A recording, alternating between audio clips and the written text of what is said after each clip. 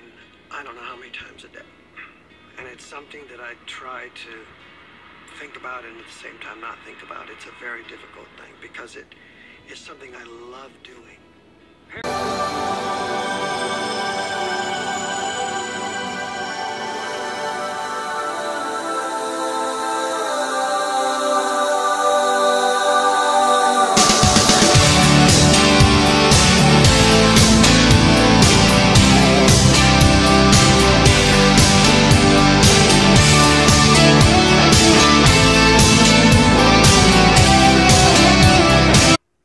Welcome back, Steve Perry fans and Journey fans. This is Gary Stuckey bringing you some more Steve Perry and Journey news.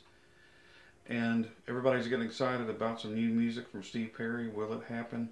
Coming up on Monday, the birthday of Steve Perry's late girlfriend, Kelly Nash.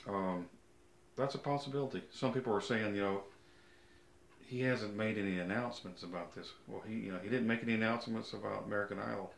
I don't think he's going to make announcements. I think he's just going to do what he wants to do and show up and surprise people. That's part of his mystery, and so it's coming up. I still think something's going to happen. If it's not released on Monday, something's going to happen, and you're going to go, wow, okay, and you're going to see, some things happening there.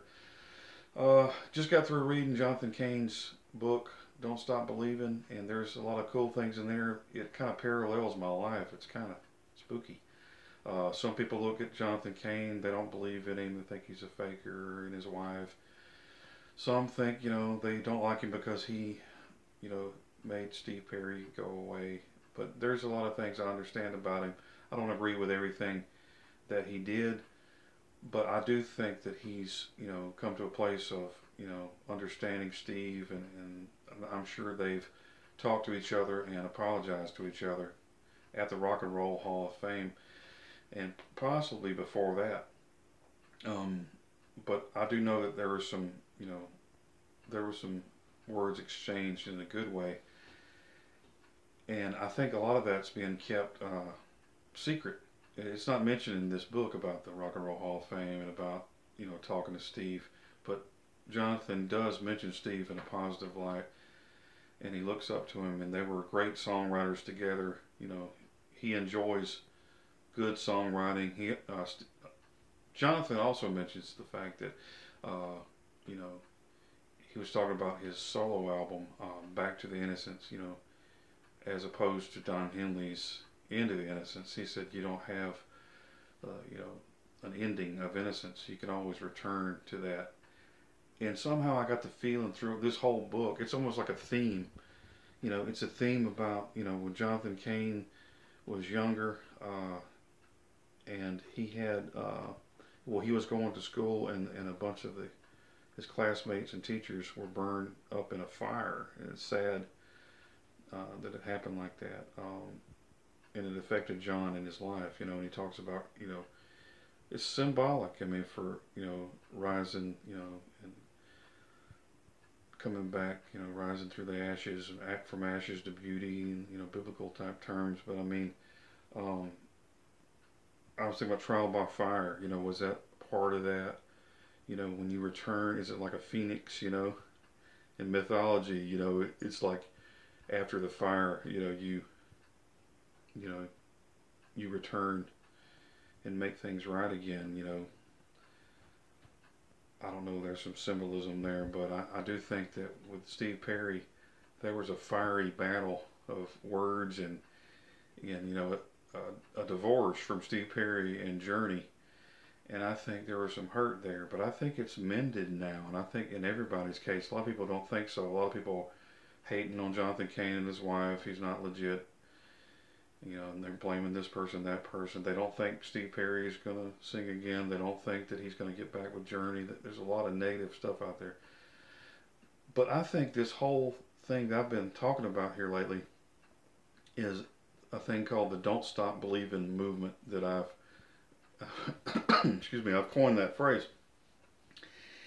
And I think it's because, you've been hearing about Don't Stop Believing. You've seen, Jonathan Cain and Neal Schon, Steve Perry, all on TV, and they're talking about this. You're hearing it everywhere. Don't Stop Believing is showing up everywhere, and you're like, wow, what's going on here? And I do believe it's planned. I do believe Steve Perry's come up with some new music because he promised his girlfriend, which may happen on Monday, so be looking for that. If not, it's coming. I mean, I know. I mean, I'm not a betting man, but I bet it's coming very soon. And something else that may shock you. I've had a lot of people out there that say, no way Steve Perry's returning to Journey. He's not going to come back. But like I said, I've been reading about Jonathan Cain, and I do believe they had some discussion. And recently, somebody asked Jonathan Cain, was Steve Perry coming back to Journey? He said, you'll have to ask Steve that question, which means he's not going to let the cat out of the bag. That's going to be Steve doing that. So, as I said, I'm reading Jonathan Cain's book, and he's throwing a lot of hints out there. But let me read you this, if you'll pardon my glasses. I can't see. Let's see. He says, how are you going to miss me if I never go away, Steve Perry says, with a big grin. We're back together after a long break, writing songs for Trial by Fire, and I've been complaining about how long it's been. His lighthearted comment is one of those classic memories of Steve I'll always carry around with me. It's 1995, and we find ourselves talking about songs, Journey songs, our own tunes we've written, and even the recent resurgence of the Beatles. A new TV special, The Beatles Anthology, recaptured the country's fascination with the band.